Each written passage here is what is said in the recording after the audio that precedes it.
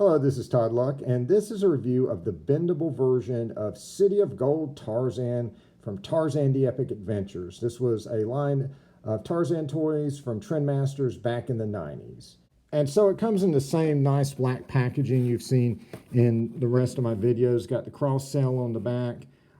Just looks really nice. And I got this used on eBay, and it has the sell sticker on it.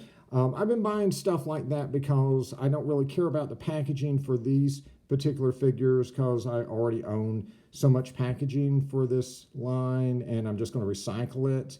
But I wouldn't read too much into that as far as, you know, the history of the line or anything. Everything goes on sale, right? Every line, even if it's successful or if it's a failure, is going to have stragglers left over or stock on the shelf that needs to be moved, and that's why stuff is put on clearance, right? Maybe it was successful and it sold like hotcakes, but you just have a few stragglers left over, so you got to put it on clearance. As a comic shop owner once told me, you can't eat your back stock. Just to give you an example, walked into Walmart this morning, right? And I bought this guy. This is a line of G.I. Joe figures that has been selling like hotcakes at Walmart. They just had 2 of these left over. And so I bought one, and I was shocked when I got to the register and found out that it was less than $4 on clearance. I can go to eBay right now and probably easily get more than 10 bucks off of it. And I'm not saying that that's the case with this figure. I don't know how well these sold. I do know that the line did get canceled, but it was also part of a big Tarzan push back in the day. And so there was a television show of the same name, Tarzan the Epic Adventures, that everything kind of evolved around, you know, this show airing. And they planned to do a second season. And unfortunately, the distribution company went bankrupt and took the show with it. And so after that, everything that was a part of the novel push just stopped. The toy line, the novel reprints. The only thing that really continued after that were the comics. The comics actually started a few years before the show, and so they would keep going until the year 2000, and then Dark Horse would stop doing the comics too. So I can't tell you for certain why the line was canceled. I can just tell you what I've observed, and I know that typically there's a symbiotic relationship between a show and a toy line of the same name, and typically one is not going to exist without the other. But there certainly could have been other factors, and sales could have certainly been one of them as well. I just know that the line was canceled, and when the line gets canceled, retailers have to clear it out, and that could be where those sales stickers are coming from. But, you know, that's the story of the 90s Tarzan push. So anyway, sad Tarzan stories aside, let's just go ahead and take a look at this figure. And so here he is out of the packaging. He, of course, comes with a Tarzan badge. And these make gorgeous display items, but if you collect this line, you will get a ton of these because they come with just about everything. If there's ever an economy based on Tarzan badges, I am set for life. He also comes with this absolutely gorgeous sword. This is the same sword that comes with the other figures, but this one is gold, so it's my favorite. It did have some tape residue on it when I took it out, but I just used some Gooby Gone on it, and now the sword is fine. So taking a look at the figure, it is a dull color of gold on the armor, but I think it looks okay. I don't know if it shows up very well on camera, but it is just a dull shade of gold that pretty much works for the armor. My only complaint is it is way, way darker than most of the other things in the line, and that is true of the other bendable Tarzan figure too. I wish the colors were just brighter on the 2 of them. As far as the sculpting goes, you can see all the muscle detail. The armor is kind of flat, but that's probably on purpose. You know, it's, you know, made out of gold, and I guess they just didn't want to put a lot of detail in that gold.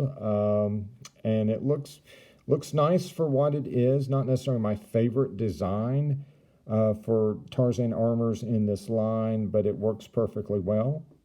As far as articulation goes, it's bendable, so it's going to be very, very limited. You can't do a whole lot with the legs. It's not going to stand on its own. You're just going to have to prop it up. And head's not really going to turn.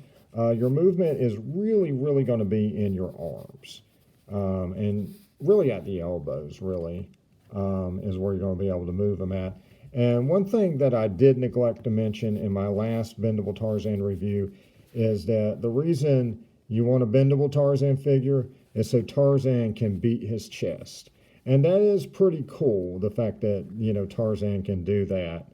And, obviously that requires a lot of articulation on a plastic figure. I'm hoping we get that type of articulation on the new Boss Fight Studio Tarzan figure that's coming out. It's 3 3/4 inch. You can still pre-order it. It was delayed, but they do have a prototype of it from the factory, so the factory has finally gotten around to working on it, so hopefully we'll be getting that soon.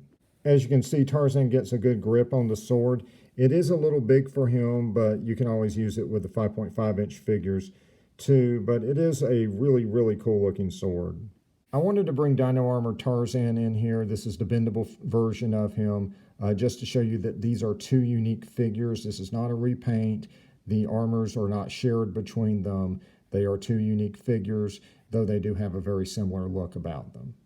And so here he is with a bendable version of Leopard Man. And yeah, you can see how dark he is compared to Leopard Man. And I don't know why they went so dark on those two Tarzan figures I showed you. And everything else in this line is so bright. And here he is riding Numa the Golden Lion. So the bendable figures definitely look the best when riding Numa, but unfortunately the dullness of that gold on him just doesn't match up with Numa at all.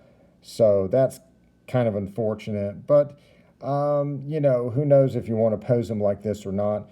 The golden armor and the golden Numa come from a city called, I believe it's pronounced Kathni, but it's the City of Gold, and they use a whole lot of gold. They also use lions as beast of burden. Now, I think, what you're seeing here is complete artistic license on Trendmaster's part. I don't think they saddled them and tried to ride them around. And I don't think there was an armor described as being solid gold. They did decorate their armors with gold.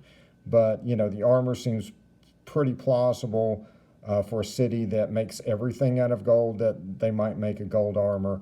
Riding Numa, though, I don't know about that.